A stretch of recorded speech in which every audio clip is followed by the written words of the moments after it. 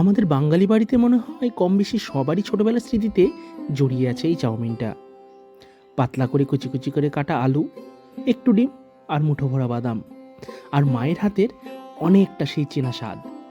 আমাদের ছোটবেলার বিকেলগুলো কিংবা স্কুলের টিফিন খুললেই যে গন্ধটা মন ভালো করে দিত, তার একটা বড় অংশ জুড়ে ছিল এই চাউমিনটা।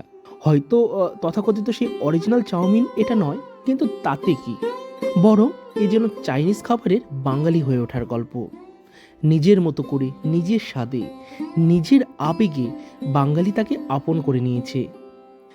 এই আলু, ডিম আর বাদাম দিয়ে তৈরি চাউমিনের সঙ্গে মিশে আছে অসংখ্য বিকেলের গল্প, টিফিন ভাগ করে খাওয়ার স্মৃতি, আর পরিবারের সঙ্গে খাওয়ার এক অমূল্য মুহূর্ত। সময়ের সঙ্গে অনেক কিছু বদলেছে, কিন্তু এই স্বাদটা যেন আজ একই রকম থেকে গেছে। এ তো চাউমিন নয়, এ যেন চাইনিজ খাবারের বাঙালি হয়ে ওঠার গল্প।